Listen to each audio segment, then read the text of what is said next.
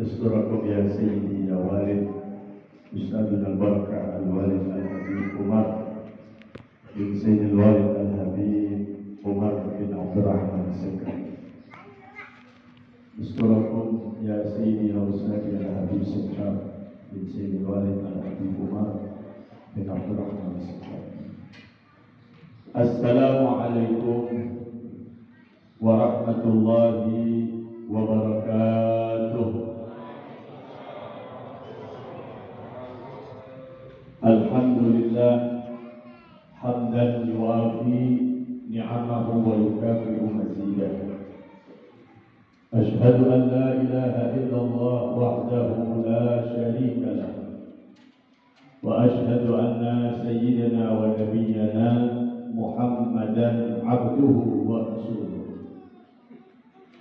اللهم صل وسلم على سيدنا محمد وعلى آل سيدنا محمد مفتاح باب رحمة الله عدد ما في علم الله، صلاة وسلاما دائمين بدوام ملك الله. أما بعد، معاشر الأساتذة والمعلمين والحجاج al-mukarramah, para tuan-tuan guru, para asatid, para sesepuh tokoh masyarakat, bapak-bapak, ibu-ibu, adik-adik, saudara-saudari sekalian, wabil khusus yang sama-sama kita muliakan Ketua DKM Masjid Jami Nurul Amal, Bapak Haji Dr. Andes Abdul Mughni, Mata Allah Bituli Hayati Ruangan Musyahadah. Begitu juga dengan Bapak Haji Himawan, Mata Allah Bituli Hayati Ruangan Musyahadah. Orang tua kita Bapak Haji Insinyur Abdillah, kita doakan juga mudah-mudahan panjang umur, sehat afiat. Orang tua kita Bapak Haji Dedi, kita doakan juga mudah-mudahan sehat afiat. Bapak Haji Kusnadi dan saudara saya Al-Ustaz Abdul Hakim, mudah-mudahan kesemuanya panjang umur, diberikan kesehatan yang sempurna oleh Allah, disampaikan hajat-hajatnya, dan seluruh jamaah, baik ibu-ibu ataupun adik-adik sekalian, mohon maaf saya tidak bisa menyebutkan nama satu demi satu, insya Allah tidak mengurangi rasa takzim saya kepada antum sekalian. Melihat kondisi keadaan anak-anak yang kaya-kayanya udah gelisah ya. Jadi alangkah baiknya mau'izah ini tidak usah panjang, mungkin 7 menit cukup insyaallah. Jadi kultum. Saya hanya menyambung apa yang disampaikan oleh orang tua kami Al-Ustaz Bapak Haji Insinyur Abdillah. Tadi beliau mengutip ayat Al-Quran, Ara'aital ladzi yukadzibu bid-din, fadzalikal ladzi yad'ul yatima wa la yahuddu ala ta'amil miskin.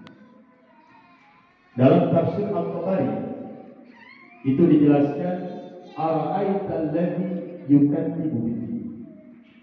Apakah kalian tahu siapa tuh orang yang tidak percaya dengan adanya hari kiamat? Artinya, apakah kalian tahu, mengenal siapa orang-orang yang di hatinya masih ada keraguan tentang adanya hari kiamat? Karena sampai saat ini masih ada orang yang ragu akan hari kiamat. Apakah kalian tahu siapa orang-orang yang mendustakan agama? Apakah kalian tahu orang-orang yang tidak mempercayai hari kiamat? Cirinya bagaimana? Padzalikal ladzi yad'ul yatim. Orang yang mendustakan agama, orang yang meremehkan agama, di antaranya padzalikal ladzi yad'ul yatim, yaitu orang-orang yang berlaku kasar. Padzalikal ladzi yad'u artinya yaksu qulubuh. Hati mereka itu tidak ada belas kasih terhadap anak-anak yatim. Itu ciri orang yang mendustakan, menghancurkan agama Islam. Oleh karena itu orang yang memiliki perhatian besar terhadap anak yatim, Nabi katakan dalam hadisnya seperti dua jari telunjuk dengan jari tengah. Dalam hadis dikatakan man ahsana ila yatimin aw yatimatin kuntu ana wa huwa kahataini fil jannah.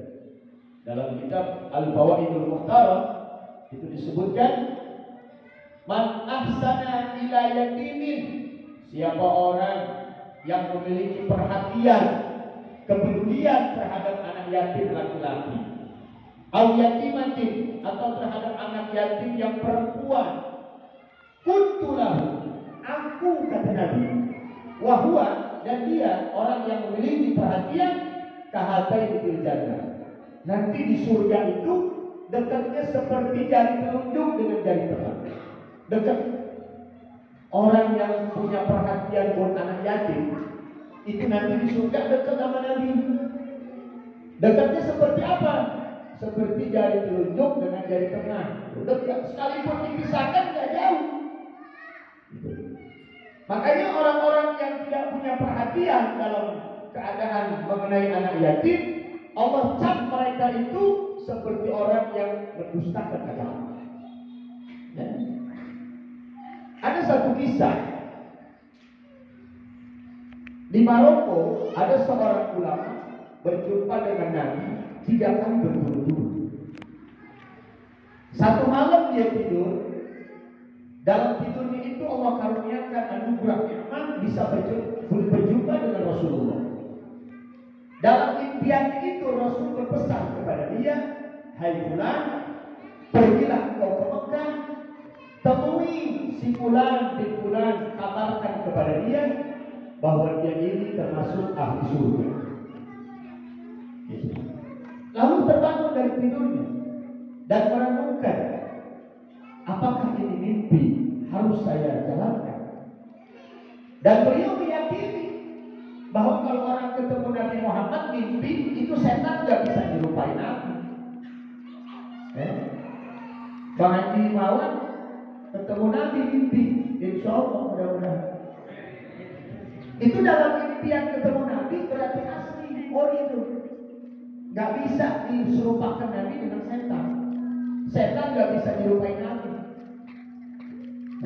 Kita dianugerahkan oleh Allah bisa berjumpa dengan Rasulullah. Itu berarti memang Nabi asli.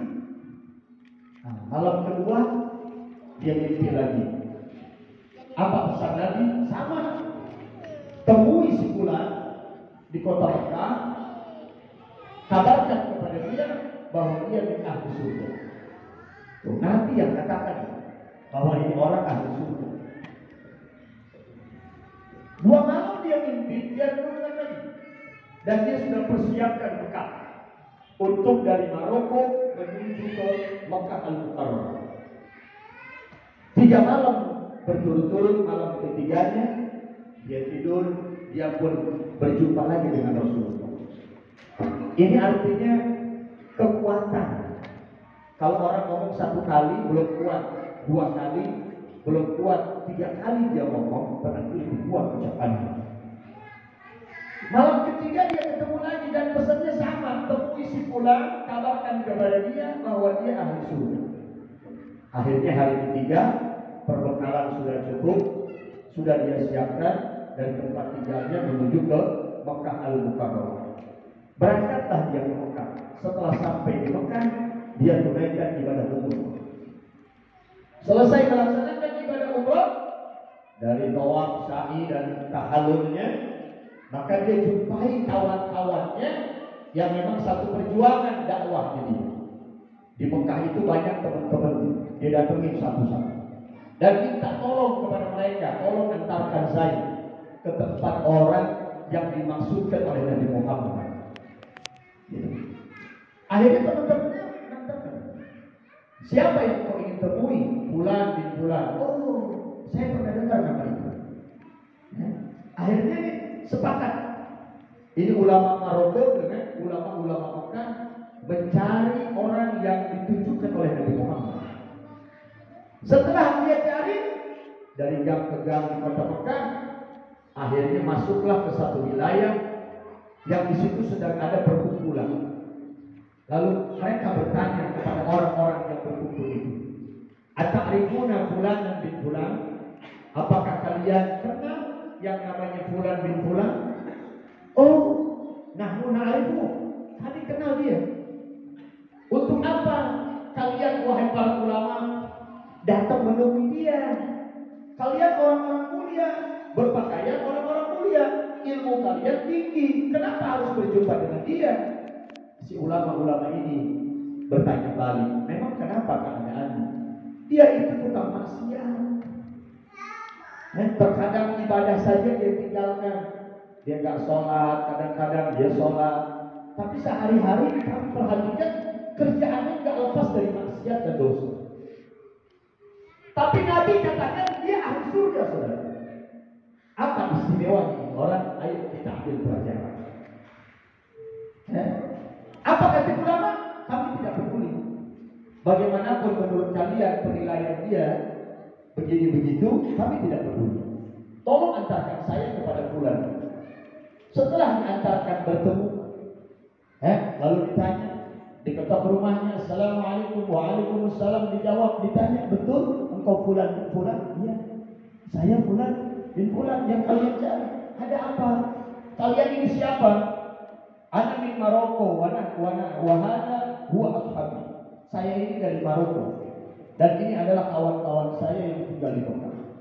Gitu.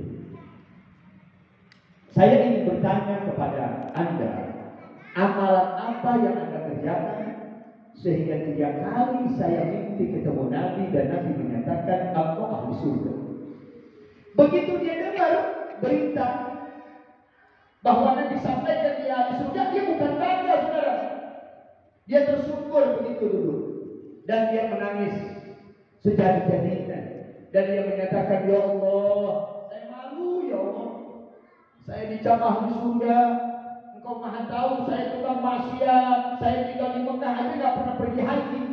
Padahal tinggalnya di Mekah. Saya tinggal di Mekah gak pernah pergi umroh. Saya tinggal di Mekah gak pernah sholat di Masjidil Haram. Padahal kan kita pengen banget sholat di Masjidil Haram. Pengen gak ke Mekah?" Yang jawab bagus banget. Gak udah kayaknya gak jawab nih. Yang udah jawab dong biar semangat. Pengen gak ke Mekah? Masih juga yang jawab yang belum ke sono. Pengen semuanya. Gak ada orang umroh kapok, ada gak? Gak ada. Kalau ada orang pulang umroh kapok, gila. Ada. Gak ada. Walau duitnya habis, badannya capek, banyak orang pulang umroh pada sakit, banyak gak? Tapi gak ada keluh, hanya kapok ke sana. Akhirnya ini orang menangis. Betulkah engkau bertemu dengan Nabi Muhammad dan beliau menyatakan saya ahli surga? Saya malu kepada Allah. Itu. Saya ini banyak dosa, banyak ninggalin ibadah. Pakaian saya kadang-kadang terlihat aurat.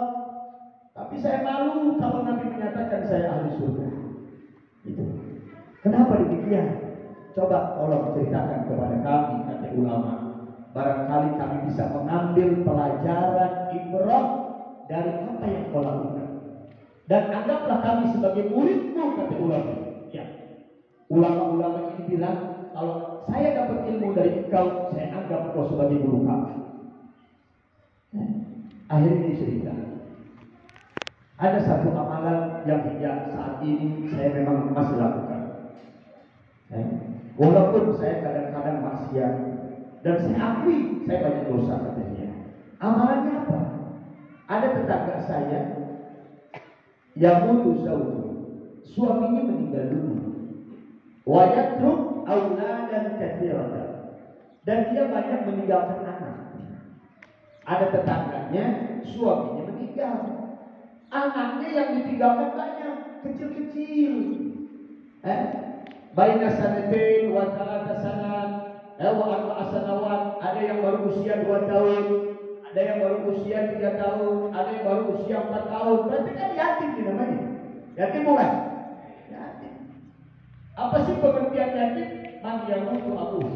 Anak yang ditinggal mati oleh bapaknya namanya yatim.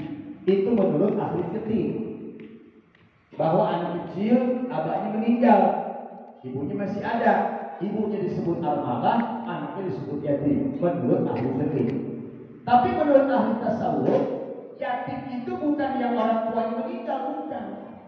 Beda versi nih saudara. Kalau menurut fikih, yatim adalah anak kecil yang belum lahir, ditinggal mati bapaknya. Itu namanya yatim menurut fikih.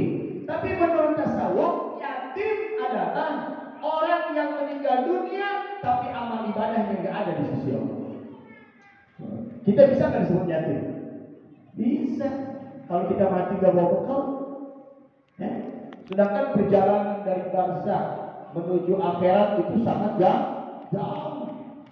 Kalau kurang-kurang bekal, kata Sayyidina Abu Bakar Siddiq, "Man dakhala al-qabra bila zadi." Siapa orang masuk ke liang kubur, tapi ketika dia masuk meninggal dunia, amal ibadahnya sedikit, perbekalannya tidak cukup. Maka orang yang masuk ke liang kubur tanpa membawa bekal sama seperti orang nyebrang lautan nggak pakai kapal. Hidup pakai mati tuh orang. Tenggelam pasti. Menurut ahli tasawuf, yatim itu adalah orang yang meninggalkan dunia, tapi di saat dia meninggal dunia amal ibadahnya tidak ada. Minim sedikit. Makanya bulan Muharram adalah bulan perbaikan diri untuk kita hijrah. Hijrah dari yang tadinya malas jadi rajin. Hijrah yang tadinya lalai jadi sadar. Hijrah dari keadaan buruk menjadi lebih baik. Hijrah dari keadaan baik menjadi lebih baik. Kalau tahun lalu sholat duhanya 2 rakaat, tahun ini jadikan duha kita 4 rakaat. Itu namanya hijrah. Berarti orang itu lebih baik keadaannya. Tahun lalu 443 kita tak pernah hantam Quran. 444 udah lewat, sekarang 1445. Niat dalam hati tahun ini saya harus hantam minimal 10 kali Al-Quran. Itu baru baik. Karena kata Nabi, "Makana yaumuhu khairan min amsi." Siapa orang yang hari ini keadaannya jauh lebih baik daripada kemarin. Kemarin hari Sabtu kita nggak baca Quran. Hari ini hari Ahad kita baca Quran. Maka hari ini lebih baik daripada itu. Berarti kita orang yang beruntung. Jadi jangan hari-hari sama-sama aja rugi kita. Al-Imam Muhajir lihat hijrah dari Baghdad menuju Hadramaut untuk menyelamatkan akidah keluarga Ahlus Sunnah wal Jamaah. Nah tadi orang ini begitu ditanya, saya punya tetangga, abangnya meninggal, banyak meninggalkan anak-anak kecil, anak yatim. Maka sejak itu saya perhatikan keadaannya. Si ibu ini kerja sebagai gosal. Gosal itu tukang cuci. Ibu ini kerja sebagai tukang cuci yang dia mendapatkan bayaran dari hasil kerjaan dia. Tapi tidak mencukupi untuk anak-anaknya. Saya tergerak dalam hati. Ya Allah, bila mana saya ini memang tertakdirkan banyak melakukan dosa dan maksiat, saya adalah orang yang paling mungkin paling buruk di hadapan-Mu. Tapi berikan saya kemampuan ya Allah. Saya berniat, saya bertekad setiap gaji yang saya terima dari kerjaan saya, setengah untuk saya, setengah lagi untuk janda yang ditinggal mati suaminya. Tuh. Jadi dia kerja dapat gaji. Gajinya itu setengahnya buat dia, setengahnya buat anak-anak yang ini. Berapa lama dia kerjakan ini? 18 tahun, ada riwayat menyatakan 12 tahun. Berarti lama kan? Kalau 1 bulan, 1 tahun 12 bulan, 3 kali aja 12. Lihat bagaimana ini. Makanya Nabi katakan orang yang punya kepedulian, perhatian terhadap anak yatim, maka dia dengan saya seperti 2 jari. Itu maksudnya tadi. Dengan kisah ini nih, dia bukan ahli ibadah, bahkan maksiat, tapi berkat kedermawanannya, berkat perhatiannya, berkat kebaikannya, Allah angkat derajatnya. Jadi yang angkat derajat itu bukan sholat kita, Pak Bu. Kita biar kata rajin sholat, biar kata rajin baca Quran. Kalau pelit, medit, kikir, nggak ada perhatiannya terhadap orang-orang susah, terhadap anak-anak yatim, terhadap janda-janda, maka mustahil kita jadi kekasih Allah. Ini kadang-kadang kan suka dibalik, perhatian betul sama si fulan, dia janda kasihan. Emaknya doang yang diperhatiin, anaknya kurang diperhatiin. Ya, emaknya perhatiin, anaknya perhatiin. Kalau emang cocok sama kita, dia cakep kawinin. Cocok ada? Gimana? No komen nanti. Gitu. Jangan emaknya doang diperhatikan. Lihat bagaimana keadaan kemuliaan orang yang punya perhatian terhadap anak yatim. Jadi antum gak usah khawatir. Uang yang antum keluarkan, dana yang antum kumpulkan untuk terlaksananya acara Muharram semacam ini adalah satu hal yang sangat baik. Allah menyatakan, wa ma anfaqtum min syai'in fahuwa yukhlifuh. Apa yang kalian dermakan untuk sesuatu hal yang baik, maka aku akan mengganti itu semua. Apalagi di sini bagus. Tadi saya dengar sendiri kan, ada program untuk kepentingan anak yatim. Ditambah lagi dengan para dermawan. Udah jangan khawatir deh. Kalau orang dermawan di masa hidupnya masuk surganya duluan, dibandingkan dengan orang yang ahli sholat.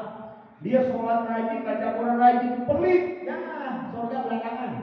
Yang duluan tuh orang dermawan, betul. Lihat dalam beberapa kitab, seperti kitab apa namanya Al-Hadilah karangan Al-Habib Muhammad bin Husain Al-Habsyi.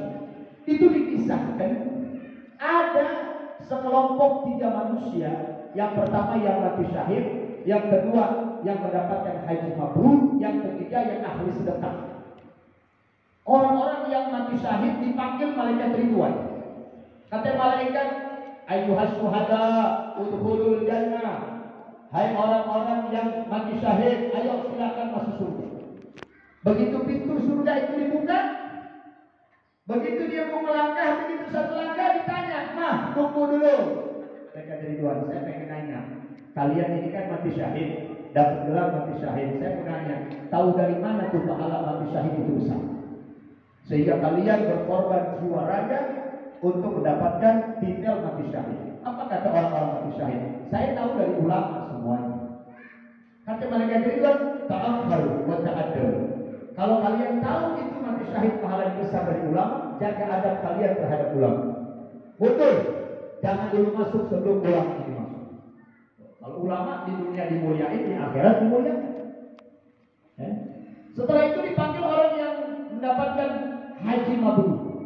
Wahai orang-orang yang mendapatkan pahala haji mabrur, ayo masuk surga.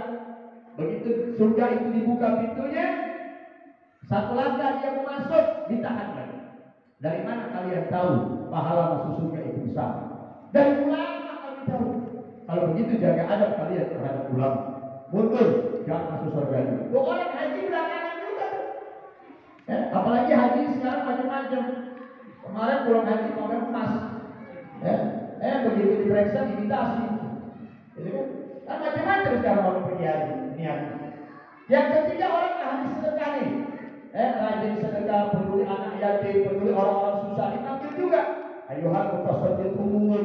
Wahai orang-orang yang suka bersedekah dalam hidupnya, silakan kalian masuk surga. Begitu masuk, pengen masuk ditanya lagi, dari mana kita tahu itu pahala masuk surga dengan lebat? Dari mana pahala sedekah itu besar? Dari ulama kami tahu. Disuruh mundur lagi ahli sedekah. Begitu ulama yang disuruh masuk, kata malaikat Ridwan, hai para ulama, silakan kalian dulu yang berhak masuk surga. Itu orang yang mati syahid tahu pahala yang besar dari kalian. Orang yang dapat haji mabrur tahu pahala yang besar dari kalian. Orang yang ahli sedekah tahu pahala sedekah itu besar pun dari kalian. Silakan masuk. Ulama ada adabnya. Hai malaikat Ridwan, betul. Memang kami yang mengajarkan mereka sampai orang yang ahli sedekah. Tetapi perjuangan kami untuk menerangkan tentang ilmu, menerangkan tentang anak yatim, menerangkan tentang sedekah, itu gak bakal berjalan tanpa uluran tangan orang-orang yang bermakhluk. Majelis-majelis gak bakal berjalan. Kalau gak ada uluran tangan orang yang dermawan. Kata ulama-ulama ini, persilahkanlah mereka, orang-orang yang dermawan masuk surga duluan. Jadi jangan takut, apa yang kita keluarkan Allah ganti. Bahkan Nabi katakan, mana kosomalan min sedekah, harta itu gak bakal berkurang kalau disedekahkan. Nominalnya bisa kurang, tapi Allah Ta'ala akan tambahkan keberkahan dan kebaikan. Nah, ini mudah-mudahan jadi motivasi kita. Jadi jangan mengandal sholat kita, jangan mengandal baca Quran kita. Kalau di dalam pribadi kita masih ada sifat kikir, sifat bakhil. Bahkan malam Selasa itu dibahas tuntas tentang penyakit bakhil adalah penyakit yang tidak ada obatnya kata Nabi Muhammad. Nah, makanya kita harus lawan. Maka beruntung bagi para dermawan, para hujat, para orang-orang tua yang peduli dengan keadaan mereka. Satu anak yatim kita bahagiakan hatinya, maka itu sudah menjadi bekal kita yang cukup untuk di alam barzakh. Kebahagiaan mereka ketika menerima santunan, senang dua hatinya. Nanti kesenangan mereka itu diterjemahkan menjadi malaikat yang membantu kita untuk menjawab pertanyaan munkar dan nakir. Man akrama yatiman akramullah. Orang yang memuliakan anak yatim, pasti orang itu akan dimuliakan oleh Allah Subhanahu wa Ta'ala. Mudah-mudahan tahun demi tahun kita makin rajin lagi, makin semangat lagi untuk memperhatikan anak-anak yatim kita. Amin ya rabbal alamin. Saya lihat makin gelisah badannya pada goyang-goyang. Nah, sampai di sini aja. Pak Haji, udah cukup ya. Bis doa, langsung deh bagikan hak-hak mereka. Mudah-mudahan sekali lagi kita doakan para dermawan-dermawan, para orang-orang yang baik hatinya. Allah ganti rezeki mereka dengan yang lebih banyak. Allah panjangkan umur mereka. Nah ini anak-anak, ayo sama-sama kita doakan. Doa antum diterima sama Allah. Antum anak-anak yatim yang apalagi masih banyak yang belum balik.